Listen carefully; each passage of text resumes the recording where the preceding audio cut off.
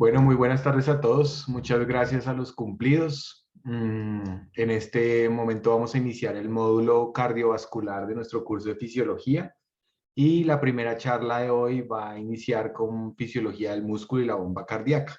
Esta charla está a cargo de Gina Villa. Ella es la fellow de primer año de cuidado intensivo de la Universidad Nacional de Colombia. Está preparada una presentación como muy bonita. Espero que la disfruten. Bienvenidos a todos. Dale, Gina. Buenas tardes para todos. Entonces, como ya mencionaron, vamos a hablar de la fisiología del músculo y la bomba cardíaca, pues como el primer tema de este bloque del sistema cardiovascular. Los temas que vamos a tratar están en primera instancia el músculo cardíaco, hablando específicamente del tejido y su acción a nivel molecular, la mecánica cardíaca en su acción como bomba. Vamos a mencionar algunos aspectos de ciclo cardíaco y de gasto cardíaco, realmente como muy por encima, porque pues esto se amplía más en las siguientes revisiones.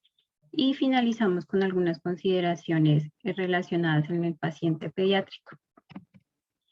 Entonces, de manera introductoria, tenemos que el sistema cardiovascular está compuesto por un corazón que a la vez pues, se subdivide en dos máquinas, una derecha y una izquierda, cuya función es expulsar sangre o contenido, fluidos hacia la parte venosa y arterial con el fin de suplir las necesidades de las células y lograr una adecuada homeostasis. En cuanto al corazón, pues recordando su anatomía macro, él se compone de 4 cavidades, 2 aurículas y 2 ventrículos. Como recordamos, pues las aurículas son reservorios de la sangre que viene del sistema venoso, tanto sistémico como pulmonar, y realmente son cavidades de bajas presiones. Los ventrículos, por su parte, pues tienen la función de eyección de este flujo sanguíneo y como pues también sabemos, el corazón derecho, las presiones que debe manejar son mucho menores, alrededor de 5 veces menores que las del ventrículo izquierdo y por tanto pues su grosor tiende a ser menor en cuanto al tejido cardíaco. Hablando ya específicamente del músculo, entonces hay autores que grafican o que de alguna manera demuestran que el corazón, la configuración de él es óptima, ya que se compone de haces musculares en forma de hélices, tanto el derecho como izquierdo, siendo el derecho de una hélice simple y el izquierdo de doble hélice, cuya función es abrazar los grandes vasos a los que va a eyectar su tejido. Esta configuración lo que le va a ayudar es finalmente a que además de expulsarlo, también haga algún tipo de presión a nivel de los vasos que ayude a eyectar mejor la sangre. El corazón como tal, pues está compuesto en un 75% de miocitos que tienen una función tanto contráctil como de conducción. Como sabemos, él tiene un marcapasos intrínseco, una actividad automática que no depende de una orden de forma indispensable del sistema nervioso central, a pesar de que tiene algo de relación. Y un 25% va a estar compuesta de células endoteliales que hacen los recubrimientos tanto internos como externos del corazón, células musculares lisas que hacen parte de los vasos que irrigan y drenan el tejido cardíaco, fibroblastos, las neuronas que hacen parte del sistema nervioso autónomo y las células de defensa. Entonces, este tejido muscular cardíaco se compone de miocitos, que son células musculares estriadas. Su estructura es ramificada y entre célula y célula vamos a encontrar unas uniones denominadas discos intercalados. Ampliando estas uniones de entre célula y célula vamos a encontrar que se dan en forma de desmosomas y en forma de uniones comunicantes. La función de estas uniones es permitir el paso de electrolitos, de otros tipos de señalizaciones y hacer que el potencial de acción que desencadena la contracción se realice de una forma muy simétrica y muy acorde una célula con otra de tal manera que se ha denominado un sinsitio funcional. Otra de las cualidades de estos miocitos es que pueden tener de 1 a 2 núcleos, pero que a diferencia de otras células hasta el 40% del contenido intracelular es de mitocondrias, y esto se debe pues a que su metabolismo es principalmente aerobio. Entonces, dentro de cada una de las células de los miocitos del corazón vamos a encontrar las miofibrillas.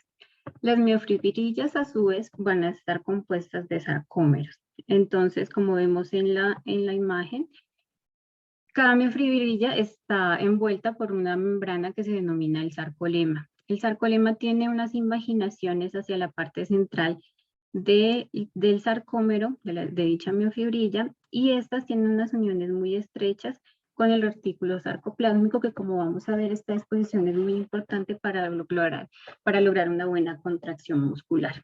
Una gran cantidad de mitocondrias, como lo acabamos de mencionar, y finalmente vamos a ver la disposición de los filamentos finos y los filamentos gruesos. Los filamentos finos, compuestos principalmente por actina y las proteínas asociadas, van a mostrar bandas más claras, y la unión longitudinal entre las fibras de los filamentos gruesos y los filamentos finos pues van a mostrar bandas más oscuras, que es lo que podemos observar en la microscopía electrónica. Entonces, al observar estos tejidos, las bandas I, denominadas isotrópicas, van a ser mucho más claras porque solamente van a tener contenido de filamentos delgados. Y las bandas A se van a ver mucho más oscuras porque van a tener tanto filamentos gruesos como filamentos delgados. En la parte central de la banda A vamos a encontrar una banda H, que también solamente contiene filamentos gruesos, y la parte terminal de esto y una unión central. El sarcómero en sus partes o en sus extremos tienen unas líneas denominadas discos o líneas Z. Estas también tienen otras proteínas como la denominada alfa-actinina y latinina, que tienen función de unión de sarcómero a sarcómero, e incluso se mencionan como proteínas retráctiles que ayudan también en caso de que el sarcómero tenga una elongación mayor a la habitual. En cuanto a las proteínas contráctiles que hacen parte de estos filamentos, entonces vamos a tener dos grandes. Las delgadas, como habíamos mencionado, se componen de actina. La actina son polímeros, es un polímero de varios monómeros de proteínas que están unas con otras entrelazadas en forma de hélice. Se rodean de cadenas de tropomiosina, que son proteínas aún más delgadas, y tienen sitios de unión al complejo de troponina.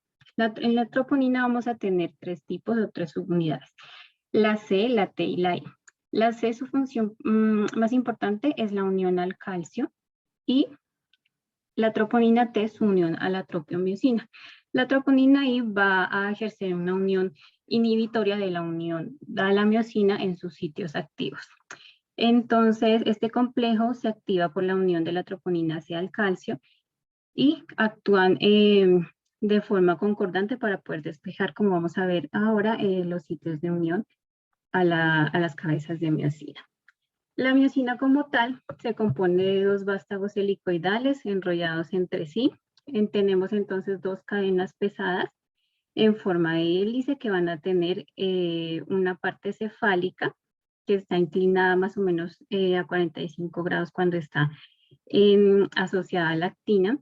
Y vamos a tener unas cadenas también ligeras que van a ser de tipo 1, de tipo 2, y van a tener también relación con la sensibilidad al calcio, y también van a tener otros sitios de unión importantes, como es el caso de la proteína ligera reguladora tipo 2, que puede unirse a los beta-adrenérgicos tipo beta 1 y también ejerce su acción contráctil por este mecanismo. Entonces, para que estos filamentos puedan interactuar, hay unos sitios de unión que van a tener como la dinámica de unirse y separarse en un ciclo de entrecruzamiento. El ciclo podemos decir que empieza desde el estadio 6, que es el fin con todas las reacciones que suceden, Y es un estado en el que encontramos las cabezas de miosina muy bien acopladas a una de los monómeros de las fibras de actina. El primer paso que vamos a tener entonces es la unión de ATP a la cabeza de la miosina. Esta unión al ATP lo que hace es que se pueda separar de su sitio activo. Entonces este se denomina un estado liberado. Luego, esa molécula de ATP que se ha unido se hidroliza, se descompone en ADP más fosfato y esta hidrólisis induce un cambio en la conformación, lo que hace que gire aproximadamente 45 grados en sentido antihorario y es un estado en el que la cabeza adopta una posición erguida. Después, ya cuando se ha desplazado de esta forma, entonces lo que hace es unirse a un nuevo sitio de actina, aproximadamente 2 monómeros después del que estaba previamente unido, y este se denomina un entrecruzamiento débil. Como vamos a ver ahora, este es un paso limitante porque este nuevo sitio de unión al que se añadió la cabeza de la miosina se dio gracias a la disponibilidad de calcio y a que se pudieron despejar estos sitios activos. Sin embargo, este entrecruzamiento es inicialmente débil. Cuando el fosfato que se había liberado previamente logra salir de la cabeza de miosina, este entrecruzamiento ya se vuelve fuerte y luego seguiría ya el paso del golpe de Reno, en el que nuevamente se da un cambio conformacional con un movimiento de la cabeza 45 grados en sentido horario y de esta manera se hace el desplazamiento de las fibras una sobre la otra. Finalmente, el ADP que estaba unido a la cabeza de miosina se libera y volvemos nuevamente a un estado acoplado para que gracias al ATP, cuando se vuelva a unir a los sitios en la cabeza de miosina, pues se vuelva a producir nuevamente un ciclo de entrecruzamiento. Entonces, ya habiendo explicado cómo esta interacción entre miosina y actina, reconocemos entonces un proceso denominado acoplamiento, excitación, contracción, que nos habla de que esta energía química producida en la transformación del ATP, la liberación de fosfato y demás, se va a manifestar como una contracción muscular, o sea, en una energía mecánica.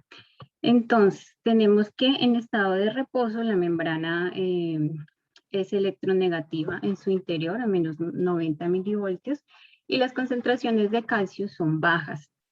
Cuando se recibe el estímulo y se genera el potencial de acción, aproximadamente en unos 5 milisegundos después, inicia el aumento de la concentración de calcio intracelular. Esto se da gracias a que este proceso de despolarización celular activa unos receptores denominados receptores de hidropiridina que están en la membrana que habíamos mencionado previamente de los túbulos que provienen del sarcolema y que se introducen dentro de la miofibrila. Estos deben estar unidos o muy cercanos a la membrana del retículo sarcoplásmico, ya que se denominan canales L o canales largos de calcio y permiten la entrada de pequeñas cantidades de calcio. Este calcio, más que su acción de iniciar la contracción como tal, es estimular otros receptores que están dentro del retículo sarcoplásmico que actúan liberando el calcio que está depositado o que está de reserva a nivel de esta organela. Entonces, este es el proceso que se denomina liberación de calcio inducida por calcio. Finalmente, cuando ya tenemos el aumento de las concentraciones de calcio, pues vamos a tener unas mayores concentraciones intracelulares, lo que va a hacer posible la contracción gracias a que este está disponible para unirse a los sitios activos en el complejo de troponina. Entonces, cuando ya se dispone de este calcio intracelular que ha aumentado gracias al proceso de liberación de calcio inducida por calcio, este calcio se va a unir a la troponina C. La troponina C interactuará tanto como la troponina T y la troponina I y se van a lograr despejar los sitios de unión a nivel de la actina de tal manera que va a ser más fácil que la cabeza de la miosina pueda adherirse a estos nuevos sitios activos y pueda desencadenar luego el ciclo de entrecruzamiento.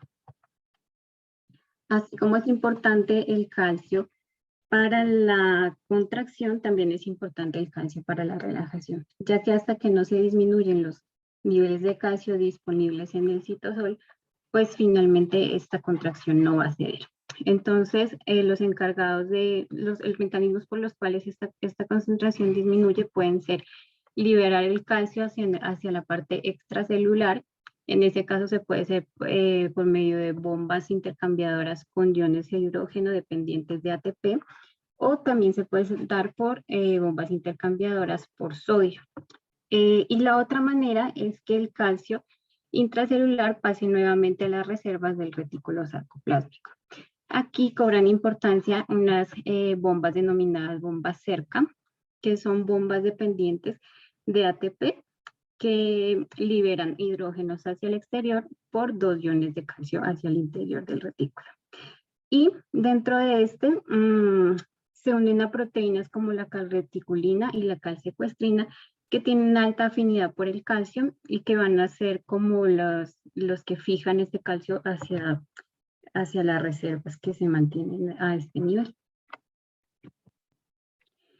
Y listo, entonces lo anterior que hablamos es como la parte molecular de la contracción. Ahora vamos a ver algunos conceptos de la bomba cardíaca como tal. Entonces, tenemos que el corazón ejerce su función de bomba, logrando una fuerza de contracción, pero esta va a estar relacionada con la longitud del sarcómero y con la velocidad de acortamiento. Pues los fisiólogos lo que hablan es que es muy difícil separar y evaluar solamente la fuerza de contracción sin tener en cuenta el componente vascular y el componente pues, intrínseco como de la mecánica de los fluidos y la mecánica de las cargas que se oponen. Entonces, a continuación vamos a hablar de esto, pero haciendo como las relaciones de unos con otros. Y también se debería mencionar la parte de adaptación en la que, ya sea por aumentos en las presiones o el volumen, el corazón debe realizar algunos cambios que influyen también en su función como bomba.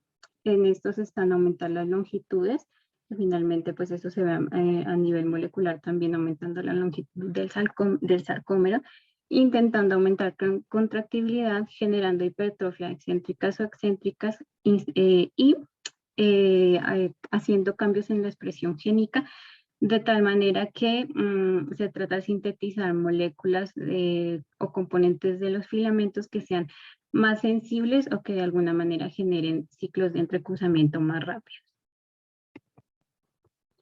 Entonces, en cuanto a la revelación de fuerza-longitud, pues así como se propuso ya desde 1914 por Otto Frank y Ernest Starling, el hecho de incrementar la fuerza contráctil tiene relación, modificando la longitud de los sarcómeros en reposo se puede incrementar la fuerza contráctil. Aún así, se sabe que esto sucede dentro de ciertos límites y que es un mecanismo compensatorio pues que no es infinito. Para revisar este concepto debemos recordar a qué nos referimos con tensión. Entonces, tensión es una fuerza de tracción que se da en un haz, hablando de física en cuerdas, hablando de fisiología y pues en particular de la parte cardíaca en fibras musculares, que se da desde 2 puntos de anclaje. Entonces, vamos a tener dos formas de tensión. La isométrica, en la que no va a haber ningún desplazamiento de la fibra y aún así sí va a haber una tracción. Entonces, por tanto, va a haber una tensión en la fibra muscular, pero sin desplazamiento neto. Por esta razón se llama isométrica. También tenemos una tensión isotónica en la que sí va a haber un desplazamiento porque uno de los puntos de anclaje no es fijo. Sin embargo, este punto tiene una carga la cual debe vencer la fibra muscular para que pueda haber una velocidad y un desplazamiento. De tal manera que si no la supera, pues no va a haber ningún cambio en la longitud. Esta entonces la denominamos tensión isotónica. Entonces, en la relación longitud y contracción, se ha estudiado, se ha ya determinado que existe una longitud máxima a la cual se logra la máxima tensión que genera un movimiento o contracción. De tal manera que si se excede esa longitud, finalmente no va a haber un aumento de la tensión activa, sino que esta desciende. Es lo que vemos en la gráfica de la izquierda. Entonces, esta Lmax se ha determinado que para el músculo cardíaco es de 2.2 micrómetros. Y este es el punto en el que la tensión llega a su 100%.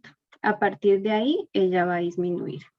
Y esta es la gráfica como lo que sucede en la sístole. En la diástole puede haber un incremento de la tensión y este incremento aumenta también junto con la longitud del sarcómero, pero esta tensión sí puede aumentar de forma progresiva y no va a tener relación con la contracción. Por tanto, pues ella no va a tener limitación en cuanto a desplazamiento o longitud, en cuanto a desplazamiento o porcentaje de eyección. Y en la gráfica de la derecha, pues también hace referencia al mismo concepto.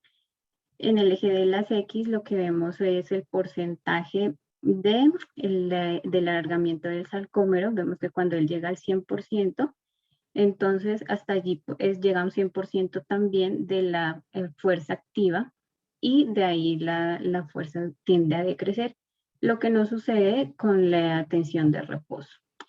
Se considera que pues hay entre el porcentaje del 90% es lo que normalmente trabaja una fibra miocárdica y que hay una reserva que está determinada pues cuando hay mayor elongación de las fibras en la que se puede aumentar dicha tensión, pero cuando esta llega al 100%, como ya lo mencionamos, pues no habrá mayor incremento en la tensión muscular activa. Otra relación que existe es la relación de fuerza y velocidad. Entonces, determinando pues que la velocidad de acortamiento del músculo cardíaco disminuye a medida que aumenta la carga, hablando específicamente que la carga que debe vencer el ventrículo es lo que conocemos como poscarga. Entonces, esto va a estar determinado por la velocidad en la que sucede la interacción entre la actina y la miosina, y esto, como lo vimos, está relacionado con la actividad de la ATPasa de la miosina, con ello pues la disponibilidad de ATP, la concentración de calcio a nivel de las proteínas contráctiles y, como lo vimos, que la longitud del sarcómero pues sea la ideal. Entonces, en la gráfica lo que podemos ver es que en el eje de las X vemos la carga a la que debe vencer el ventrículo versus la velocidad de acortamiento del ventrículo. Entre mayor sea la carga que debe vencer, pues menor va a ser la velocidad a la cual el ventrículo se acorte. Y aún así, pues el trabajo que debe realizar debe mantenerse. Hay un punto que se denomina el P0 o tensión isométrica. Como lo habíamos visto, la tensión isométrica es aquella en el que a pesar de que existe una fuerza, no se logra un desplazamiento. Este punto es el que vemos al final de la curva. Entonces, a pesar de que sí existe una fuerza, finalmente no vamos a tener ningún desplazamiento. Y en la gráfica contigua, pues vemos una relación de tiempo con acortamiento con relación a la carga o poscarga para el caso. Entonces, entre mayor sea la carga, pues más lenta va a ser la velocidad de acortamiento. Otro de los conceptos u otra de lo que se describe en la función de bomba cardíaca es qué movimiento realiza el ventrículo para poder eyectar. Entonces, se ha reconocido que es diferente lo que sucede en el ventrículo derecho versus el ventrículo izquierdo. En el derecho hay principalmente dos movimientos. Uno que es el de acortamiento en un eje longitudinal y dos es el de desplazamiento de la pared libre hacia el tabique. Este segundo movimiento también se ve influenciado por la contracción del ventrículo izquierdo, ya que cuando él se contrae, la pared del tabique se tiende a volver más convexa y por tanto tiende a acercarse más hacia la pared libre del ventrículo derecho. En cuanto al ventrículo izquierdo, hay dos movimientos importantes. Uno es el de los músculos circulares. Como vemos, ellos se contraen de tal manera que la cavidad se reduce e intenta pues hacer la expulsión del flujo. Y los músculos espirales lo que hacen es abrazar de alguna forma, como lo habíamos mencionado, los vasos, o en este caso pues la aorta, de tal manera que además de que por diferencia de presiones la sangre puede ser eyectada, también el hecho de abrazar a la aorta y realizar la contracción en esa posición en forma espiral pues ayuda a que el flujo se eyecte, que lo mencionan en los libros como un efecto de crema de dientes o algo así. Ahora vamos a mencionar algunos conceptos de ciclo cardíaco. Como les decía, pues no vamos a andar en esto porque hay temas relacionados que se van a profundizar posteriormente, pero recordemos entonces que es una secuencia de eventos mecánicos y eléctricos que suceden en cada latido cardíaco. Tenemos entonces diástole y sístole, tanto auricular como ventricular, y existen unas fases que están más que todo relacionadas con los eventos que suceden a nivel ventricular, que son importantes. Entonces tenemos la fase de llenado, de contracción isovolumétrica, de eyección y de relajación isovolumétrica. Y esto es lo que se esquematiza en esta gráfica. Entonces en la parte de abajo vemos las fases que mencionamos previamente y la diferencia de presiones que tenemos tanto en las cavidades derechas, que son mucho menores a las cavidades izquierdas. También se puede notar la importancia de las válvulas, ya que ellas tienen como protagonismo en lograr en la contracción isovolumétrica y la relajación isovolumétrica con su posterior fase de eyección o de llenado, ya que van a generar primero la detención del flujo y segundo posibilitan el incremento de las presiones en las cavidades. Esto sucede pues como lo vemos tanto a nivel del corazón derecho como del corazón izquierdo.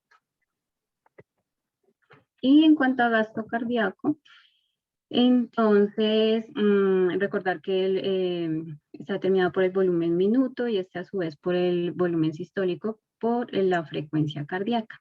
La forma en la que se puede evaluar es de una manera como más objetiva con relación a la edad, es el índice cardíaco, el cual lo compara pues con el volumen entre minuto en relación con la superficie corporal. Y así pues recordamos que en los neonatos, desde la edad neonatal hasta la infancia, este tiende a un valor creciente hasta un pico en los escolares y después disminuye progresivamente hasta la edad geriátrica. Entonces, como sabemos, pues el volumen latido está determinado por la precarga, la contractibilidad y la poscarga, y a su vez, pues esto por la frecuencia cardíaca para lograr un volumen minuto. La precarga, entonces, pues va a depender de muchas otras cosas más, como la volemia, el retorno venoso, la distensibilidad, y en una menor parte en la sístole auricular, pues ya que esta aporta un 20% más o menos de la cantidad de sangre que finalmente ocupa el ventrículo al final de la diástole. En la gráfica, esta es una gráfica, bueno, la gráfica finalmente se va a tratar posteriormente en las revisiones, simplemente es para mostrar el efecto que puede tener un incremento en la precarga con respecto al volumen y trabajo cardíaco. La poscarga, que es definida como la carga que debe realizar el ventrículo para lograr la expulsión de flujo y que está determinado que se corresponde con la resistencia vascular periférica, pues es otro de los componentes que pueden afectar también el gasto cardíaco. Esta gráfica lo que muestra es que el volumen minuto se afecta con relación a la presión arterial. Entre mayor sea la presión arterial, esta va a disminuir, pero como vemos no tiene ningún efecto cuando la tensión arterial se mantiene dentro de los rangos fisiológicos. Y la contractibilidad, pues es lo que hablamos desde el principio, la importancia que tienen como los protagonistas en la parte molecular de esto, que son el ATP y el calcio. Y aquí por mencionar que la gran parte de los que consideramos inotrópicos tienen su acción porque finalmente van a contribuir a la liberación de calcio para que esté disponible para los ciclos de entrecruzamiento. Ejemplo de ello están la angiotensina 2, la endotelina 1, las relacionadas con la fosfodiesterasa 3, que van a inhibir proteinquinasas A y estas a su vez van a tener la acción así, a través de la liberación de calcio desde el retículo endoplasmático. Y la digoxina también ejerce su acción propiciando el intercambio de sodio-calcio a nivel de la membrana del miocito. Otro como de los conceptos dentro de la fisiología es la influencia de la frecuencia cardíaca dentro de este gasto. Tenemos entonces que en la respuesta fisiológica normal es que cuando aumenta la frecuencia cardíaca también aumenta la contractibilidad, es decir, tiene algún efecto inotrópico positivo. Este fenómeno fue descrito por Henry Bowditch en 1971 y lo denominó fenómeno de escalera positiva. La forma como la que se explica esto es que hay mayor tiempo de entrada de calcio en un minuto cuando aumenta la frecuencia cardíaca y esto hace que haya mayor disponibilidad de calcio y mayor actividad de los canales tipo L y de los intercambiadores de sodio-calcio. Y por otra parte, estimula los cerca, que habíamos visto que son receptores de membrana que ayudan a que se mantenga el calcio también. Entonces, finalmente la frecuencia cardíaca, pues además de aumentar el volumen minuto por la cantidad de latidos, pues también lo va a hacer por inotropismo. Y ya para finalizar, algunas anotaciones de las diferencias en bomba cardíaca en pediatría versus el corazón maduro, que es la tabla que vemos aquí. Entonces, vamos a interpretarla desde la parte inferior, que es como la parte molecular y que nos explica los cambios fisiológicos. En cuanto a los elementos celulares, lo más importante es que el retículo sarcoplásmico en los corazones pues, de los lactantes menores aún está incompletamente desarrollado y las miofibrillas están desorganizadas. El citoesqueleto tiene una gran cantidad de colágeno y agua y es mayor en proporción al